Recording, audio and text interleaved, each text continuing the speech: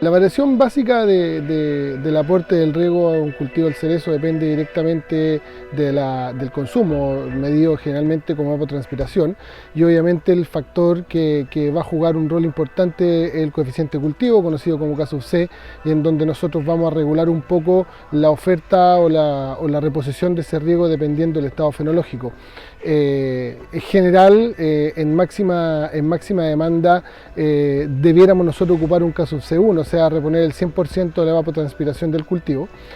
Sin embargo, hay distintas estrategias que uno podría considerar pensando en ese K/C. Por ejemplo, todo lo que significa la regulación de vigor también puede estar ligado a utilizar K/C más bajo. Algunos portainjertos requieren de una reposición quizás un poco distinta a otros que de mayor demanda. Por lo tanto, eso va a variar durante la temporada. Un punto importante de esto es desde el punto de vista de cómo nosotros enfrentar el riego en invierno cuando tenemos inviernos secos. Y eso también tenemos que analizarlo desde el punto de vista de la mínima supervivencia de las raíces. Considerar que el grueso de las raíces, el 70-80% de las raíces se renuevan en verano y son raíces que tienen gran poder de absorción y son raíces delgadas y que si esas raíces se deshidratan tempranamente en entrada de invierno, la muerte es inminente y vamos a perder masa radicular y todo lo que significa la asociación de esas raíces con la reserva. Entonces ahí hay un punto importante que detallar, que es cómo se enfrenta el riego, la necesidad de reponer agua en invierno cuando estos inviernos la pluviometría juega en contra.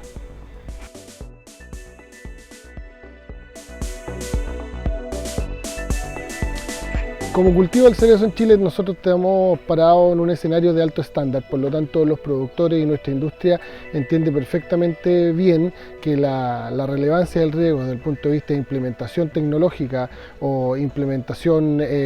mecanizada es de alto impacto en este cultivo, no tan solo desde el punto de vista del control, sino que también de la eficiencia del uso del recurso agua, y esto definitivamente está muy interiorizado en los productores y hoy día ningún proyecto de cerezo se concibe sin un riego tecnificado y hoy día con tecnologías asociadas que nos permitan monitorear de mejor forma o de que los manejos sean bastante más efectivos, más eficientes a la hora de analizarlo.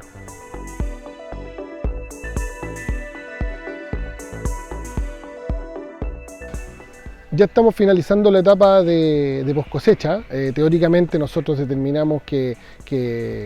febrero es uno de los últimos meses que vamos a aprovechar como post cosecha teórica.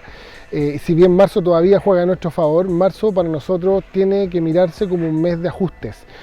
considerando que el riego debiera ir disminuyendo, la tasa de reposición de agua debiera ir disminuyendo para que ya hacia finales de marzo, principios de abril, en algunas situaciones especiales podamos ya incluso dejar de regar. Ese concepto o ese manejo del dejar de regar tiene relación directa con la entrada en dormancia, que es una de las señales importantes para que la planta entienda, en base a una menor reposición hídrica, que tiene que ir aclimatándose y generando señales por esa vía de poder hacer su inicio de caída de hoja de forma natural. Por lo tanto, marzo es un mes de mucho análisis, de manejo de los coeficientes de cultivo, de revisar mucho el suelo e ir paulatinamente entregando menos agua para que la planta se empiece a aclimatar y empiece a hacer estos procesos metabólicos de forma más natural.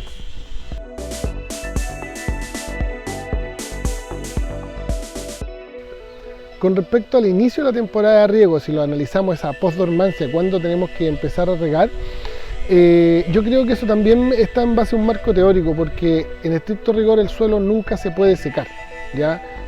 Hay un análisis también que la planta consume agua en base a su demanda y a la demanda atmosférica, pero hay otro lado importante que es todo lo que es supervivencia del sistema de raíces. El sistema de raíces, si bien puede estar en una etapa de dormancia también, digamos, de latencia, no es que esté no activo, el sistema de raíces está vivo, por lo tanto eso también tiene que nosotros asegurarle al sistema de raíces un mínimo de hidratación permanente para que estas raíces no se deshidraten y mueran. Por lo tanto, ese post-dormancia, cuando se debe regar, es en función también de cómo se está utilizando esa agua del suelo, pero como habíamos dicho anteriormente, independiente de la época del año, el suelo nunca se puede secar. Por lo tanto, hay situaciones, no solamente en invierno seco, sino que hacia el norte o la zona centro-norte de Chile, que estamos obligados a regar toda la temporada, todo el año,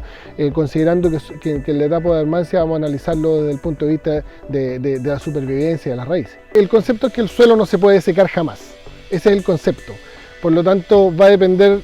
la zona climática, cómo uno va a presentar ese tipo de manejo. Obviamente en la zona sur, que tenemos una pluviometría mucho mayor, hablemos de zona sur desde el punto de vista pluviometría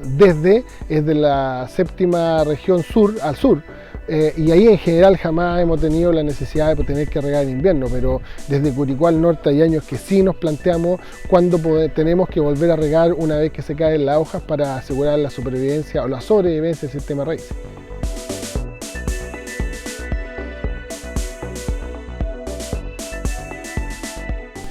Como recomendaciones desde el punto de vista ítem riego, lo he dicho anteriormente, son súper integrales, o sea, hay un tema de equilibrio dinámico del riego con respecto al consumo, hay un análisis del consumo de cada planta dependiendo del porte injerto que estamos utilizando, hay una consideración importante de la fertirrigación y de la eficiencia y la utilización de los nutrientes utilizando como vehículo el agua. Por lo tanto las recomendaciones son muy variadas. Siempre nosotros estamos pendiente de chequear todo lo que significa haciendo un análisis más objetivo con calicata, con instrumental, con sensores,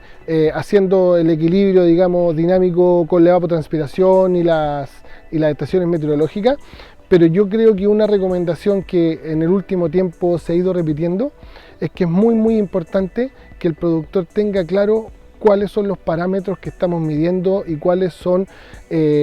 los puntos importantes, los puntos críticos que tenemos que tomar en cuenta para que este riego sea eficiente. Si de verdad estamos regando lo que creemos teóricamente que lo estamos haciendo en base a los cálculos sencillos, o definitivamente tengo problemas en el diseño de riego, en el sistema de riego, que está regando menos de lo que yo quisiera regar de forma teórica. Yo creo que toda esa información se hace muy relevante hoy día, y lo otro es analizar desde el punto de vista de la oferta de riego, no tan solo como oferta, sino que como distribución de agua en el perfil. Hay distintos porte injertos con distintas dinámicas de desarrollo de raíces, por lo tanto, sobre todo en verano, cuando las raíces están creciendo, se hace mucho más importante que la cantidad, muchas veces la distribución de ese riego lateralmente y en profundidad para llegar a todos los puntos de raíces. Entonces, esas dos cosas creo que es importante. Primero, utilizar la tecnología y tener la certeza de lo que estamos haciendo desde el punto de vista de la oferta o de la entrega de agua al cultivo. Y lo otro, analizar fenológicamente dónde tengo que colocar más hincapié en los distintos estados fenológicos pensando en las raíces para asegurar la distribución de esa agua en el perfil.